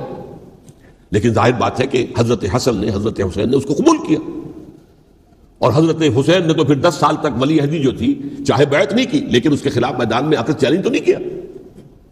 اس اعتبار سے یہ معاملہ جو ہے اسلام زندہ ہوتا ہے کربلا کے بعد، یہ بے تکی بات ہے. ہاں، حضرت شاہ اسماعیل شہید رحمۃ اللہ علیہ کی اگر میں تشبیہ کو، تمثیل کو سامنے رکھوں تو اسلام کی عمارت 6 منزلہ ہے، 6ٹھی منزل ٹاپ کی وہ گر گئی، 5 منزلیں انٹیکٹ تھیں، اسلام مرا نہیں تھا. عدالت میں شریعت کے مطابق فیصلے ہو رہے تھے، قاضی تھے، مفتی تھے، شریعت نافذ تھی، اسلام کیا مرا تھا. جبکہ خود کہہ رہے ہیں علامہ قلب صادق کے ایک مفتی کے فتوے سے ہی حضرت حسین کو قتل کیا گیا. اب وہ مفتی کی رائے، اس کی بدنیتی ہو، جو بھی ہو، وہ جانے، اللہ جانے. لیکن عام مسلمان کیا کریں؟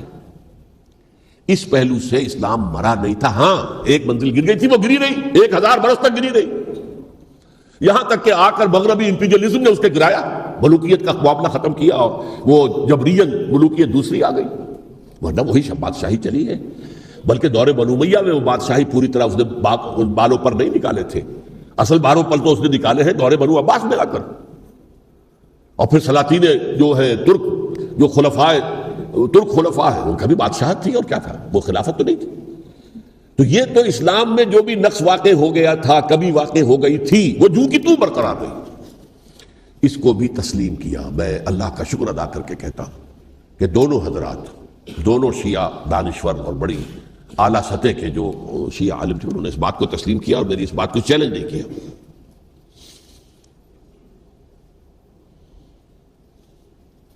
اصل میں تیسری بات میں نے یہ کہی کہ دیکھیے حضرت حسین رضی اللہ تعالی عنہ کی اس شہادت کے بعد، اس کے بعد واقعہ حرہ بھی ہوا، جو واقعہ کربلا سے بھی بعض اعتبارات سے زیادہ بھیانک اور زیادہ گھناؤنا واقعہ بنو امیہ کی تاریخ ہے، جس کو لوگ جانتے ہی نہیں۔ مدینہ کے کچھ لوگوں نے بغاوت کی اور انہوں نے اس کے خلاف فوج بھیجی، اور فوج کو جب مدینہ فتح کر لیا، 3 دن کے لیے حلال کر دیا، جو چاہو کرو، یہاں جسے چاہو مارو، جسے چاہو لوٹو، جس کا گھر چاہو برباد کرو، جس عورت کو چاہو ریپ کرو۔ اور یہ مدینہ النبی کے اندر ہوا۔ تو کاٹ کھانے والی ملوکیت کے اندر بہت سے واقعات ہوئے۔ عبداللہ ابن زبیر کھڑے ہوئے، انہوں نے حکومت قائم کی تھی، لیکن یہ کہ وہ تو 6 سال کے لیے کامیاب بھی رہے، ایک حکومت قائم کی، بنو امیہ کے ہاتھ پر بیٹھ نہیں کی، بالآخر ان کی حکومت بھی ختم ہو گئی۔ پھر حضرت زید کھڑے ہوئے، انہوں نے بغاوت کی، وہ بھی ناکام رہ گئے۔ پھر بنو عباس میں کھڑے ہوئے حضرت نفس زکیہ، حضرت حسن رضی اللہ تعالیٰ عنہ کے اولاد میں سے، وہ بھی ناکام ہو گئے، شہید ہو گئے۔ پھر یہ سمجھ لیا گیا کہ اب یہ جہاں تک 6ٹھی منزل ہے وہ تو دوبارہ تعمیر نہیں ہو سکتی، یہ تو جس کی لاٹھی اس کی بھینس، جس کے پاس طاقت ہوگی اس کی حکومت ہوگی، جس کا قبیلہ زیادہ قوی ہوگا، جس قبیلے میں زیادہ عصبیت ہوگی، مضبوط ہوگا، متحد ہوگا، طاقتور ہوگا، اسی کی حکومت ہوگی۔ البتہ اس کے نیچے لوگوں کے اخلاق کی اصلاح کرو۔ صوفیاء کرام نے وہ کام اپنے ذمہ لیا، اور بالکل وہی کام ہے کہ جو ائمہ اہل بیت کرتے رہے۔ حضرت حسن کی اولاد میں، پھر حضرت علی بن حسین رضی اللہ تعالی، حضرت حسین کی اولاد میں، پھر امام محمد باقر، امام محمد جعفر صادق، اور اس کے بعد بھی 5 اور، کسی نے بغاوت نہیں کی۔ جیسے علماء کرام کام کر رہے تھے اور جیسے صوفیاء کرام کام کر رہے تھے، ایسے ہی وہ مسلمانوں کی علمی تربیت، روحانی تربیت و تزکیہ کر رہے تھے، کسی نے حکومت کو چیلنج نہیں کیا۔ نوٹ کر لیجیے اس بات۔ حضرت علی نے بھی چیلنج نہیں کیا تھا، حضرت حسن نے چیلنج نہیں کیا، خود صلح کر لی۔ تو ائمہ اہل بیت جو 12 یہ گنتے ہیں، جن میں سے آخری جو ہے حضرت مہدی کو تو ابھی ظاہر ہونا ہے، ان کے عقیدے کے مطابق وہ روح پوش ہیں، وہ ظاہر ہوں گے۔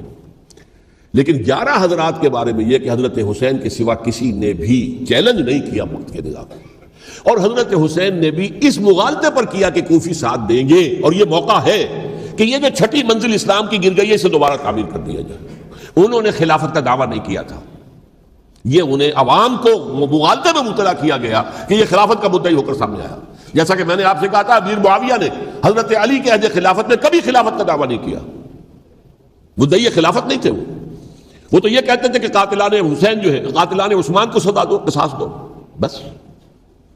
اسی طرح حضرت حسین نے بھی، اب دیکھیے اس ضمن میں اس میں کوئی شک نہیں ہے، حضرت حسین رضی اللہ تعالی عنہ کی جو شہادت ہوئی ہے، ان کے ساتھیوں کی، اعزاء و اقارب کی، تاریخ انسانی میں یہ عزم، ہمت، شجاعت، مثابرت، صبر، استقلال، استقامت، اس کی بہت روشن مثال ہے، بہت روشن مثال ہے، بہت روشن مثال ہے۔ لیکن اس سے تاریخ کی رفتار پر کوئی اثر نہیں پڑا۔ وہ جو ملوکیت آ گئی تھی وہ اور گہری سے گہری ہوتی چلی گئی۔ واقعہ کربلا کے بعد تو واقعہ حرہ ہوا، میں نے گنوا دیا، اس سے زیادہ تو میرے خیال میں کہ اور ہمارے لیے لائق شرم جو ہے کوئی واقعہ ہے ہی نہیں اس پہلو سے۔ لیکن حضرت حسین کا ایک، اب ان کو یہ کہ میں، مطلب یہ کہ اگر میں ان کے ہاتھ پر بیعت کر لیتا ہوں، جو کہ اس وقت سامنے موجود تھے، کہ یزید کی بیعت تمہارے ہاتھ پر کرتا ہوں، تو گویا کہ اپنے آپ کو سرنڈر کر دیتے۔ وہی خطرہ جو امیر معاویہ کو تھا کہ مجھے وہ تو پہنچنے بھی نہیں دیں گے علی تک رضی اللہ تعالیٰ عنہ، اور مجھے پہلے شہید کر دیں گے، یہی خطرہ حسین کو تھا رضی اللہ تعالیٰ عنہ کہ مجھے یزید تک پہنچنے نہیں دیں گے، پہلے قتل کر دیں گے۔ اور ویسے بھی یہ ایک شرافت، مروت اور حمیت اور غیرت اور عزت نفس کا تقاضا بھی تھا کہ بھائی معاملہ ہے یزید کا، میرا مجھے وہاں جانے دو، اللہ اللہ خیر صلی اللہ، یو کین اسکورٹ می، میرے دائیں بائیں چلو تاکہ میں کہیں اور بھاگ نہ جاؤں تمہارے خیال میں، مجھے وہاں پہنچا دو، میں وہاں پہ جا کے اس سے معاملہ کر لوں. لیکن انہوں نے قتل کیا. اصل قاتلان کوفی، وہی سبائی. البتہ یہ ہے کہ اس واقعے کی جو یادگار ہے اس میں کوئی شک نہیں ہے کہ اس نے مسلمانوں میں سے ایک گروہ کے دل میں قربانی اور شہادت کا جذبہ بہت پیدا کیا، اس میں کوئی شک نہیں. اور جس طریقے سے کہ عاشورہ محرم میں یاد منائی جاتی ہے، جس طریقے سے اس نے اہل تشیع کے اندر قربانی کا جذبہ بے انتہا پیدا کر دیا.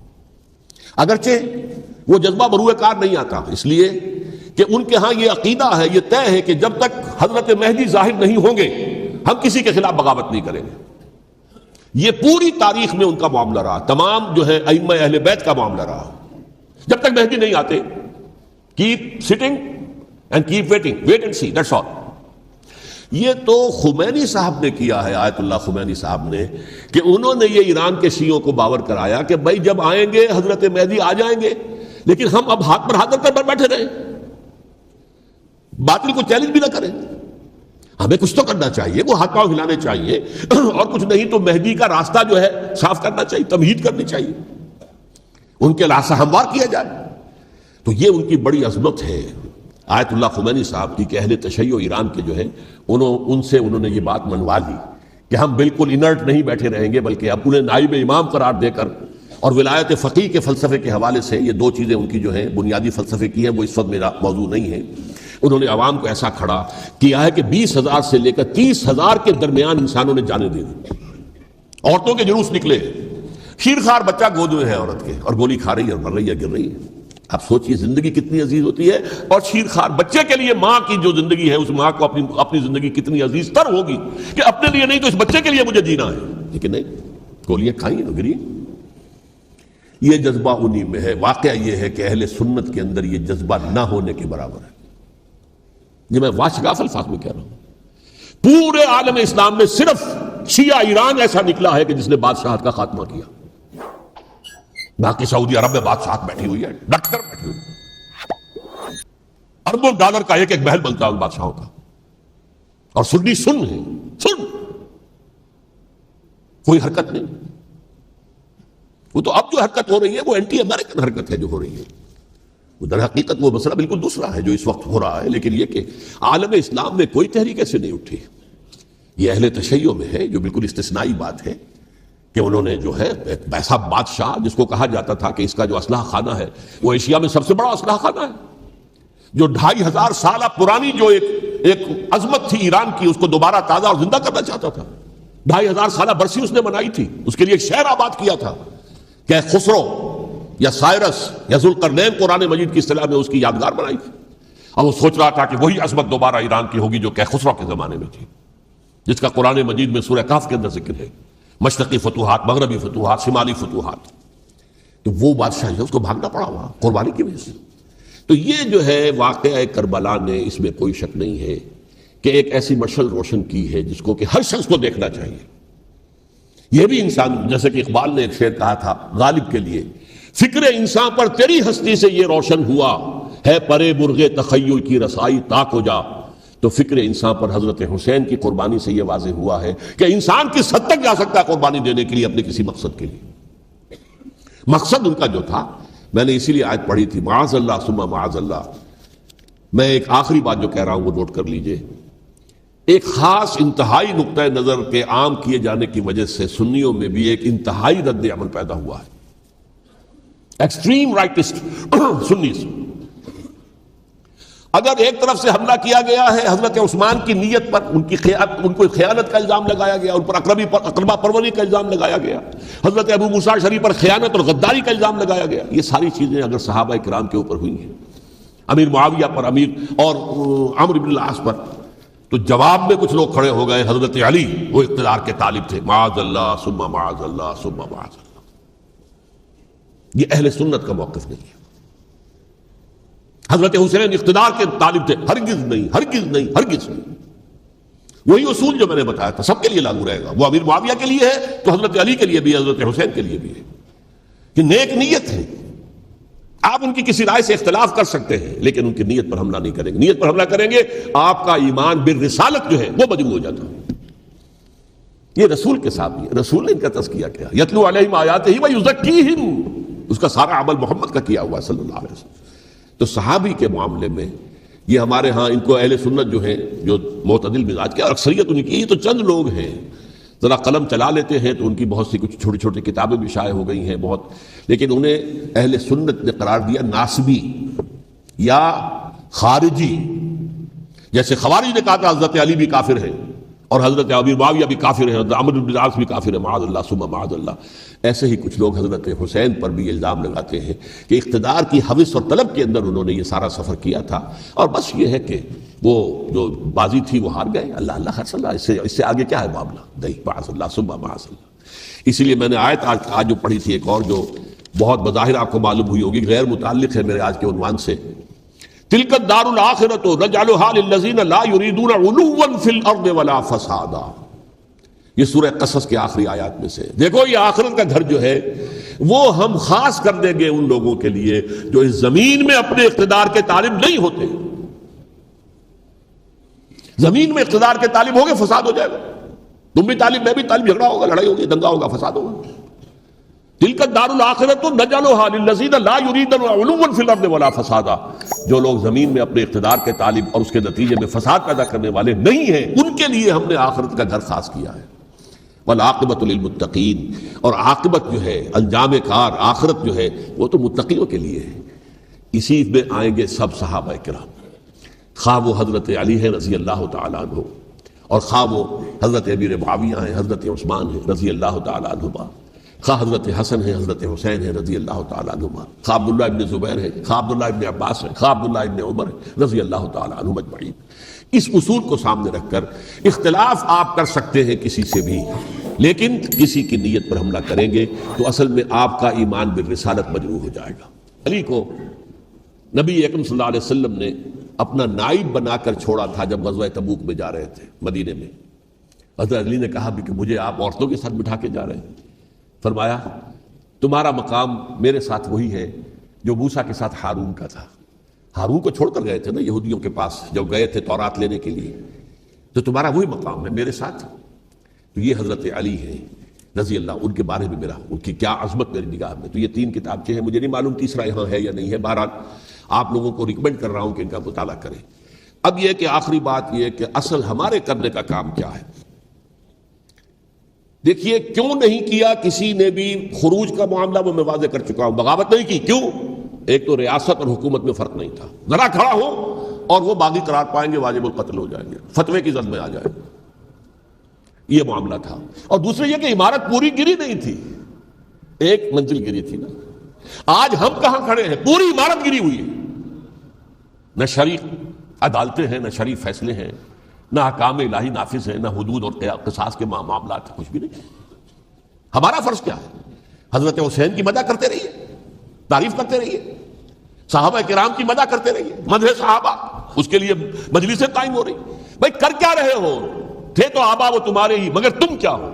ہاتھ پر ہاتھ دھرے منتظر فردا ہو. تلک امت قد خلت لہا ما کسبت ولکم ما کسبتم. وہ تو ایک امت تھی جو چلی گئی, اللہ کے ہاں پہنچ گئے. جو کچھ انہوں نے کمایا وہ ان کے لیے, تمہارے لیے نہیں ہے. تمہارے لیے وہ ہوگا جو تم کماؤ گے. ہمارے لیے راستہ اب یہی ہے کہ خلافت راشدہ کے مکمل نظام کو اثر نو قائم کرنے کے لیے منہج انقلاب نبوی کو اختیار کریں. میری کتاب اس پر, کیسٹس اس پر, آڈیو کیسٹس, ویڈیو کیسٹ, سی ڈیز, نہ معلوم ڈی وی ڈی, سب کچھ موجود. سیرت النبی پر تو میں عرض کر چکا ہوں, فلسفہ سیرت النبی سمجھنا ہے تو میری کتاب پڑھیے, ورنہ سیرت النبی آپ پڑھ لیں گے, واقعات معلوم ہو جائیں گے, فلسفہ سیرت سامنے نہیں آئے گا. اس کا آپ مطالعہ کریں گے میری کتاب سے. اور دوسرے یہ کہ یہ خلافت قائم کرنے کے لیے جو جد و جہد ہم کر رہے ہیں, تحریک خلافت پاکستان جس کا میں داعی ہوں ادنا سا, وہ تنظیم نہیں ہے, میں اس کا امیر نہیں, وہ ایک تحریک ہے. جیسے تحریک پاکستان کہلاتی تھی جس کی تنظیم تھی مسلم لیگ, پارٹی کا نام مسلم لیگ تھا, لیکن تحریک پاکستان. اس طرح تحریک خلافت پاکستان وہ ہم نے چلائی ہے تنظیم اسلامی کے تحت.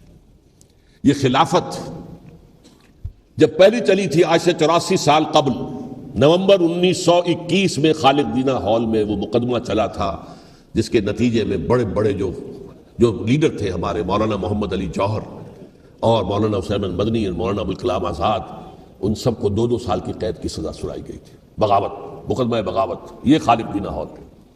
اسی میں سن 91 یا 92 میں نے 3 دن تقریریں کی تھیں، جن میں آج سے پھر میں 3 تقریریں کرنے والا ہوں، ایک آج شام کو، ایک کل شام کو رات 9 بجے، آج بھی کل بھی، ایک پرسوں اتوار کی صبح کو 10 بجے ہے کیا 11 بجے۔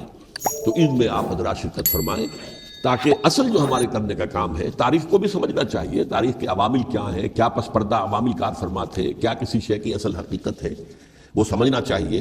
لیکن یہ ہے کہ اس اعتبار سے میں نے جب یہ لفظ استعمال کیا تھا اس مذاکرے میں، لپ سروس، اعوذ باللہ من الشیطان الرجیم، بسم اللہ الرحمن الرحیم، انا اعطیناک الکوثر فصل لربک وانحر ان شانئک هو الابتر، صدق اللہ العظیم۔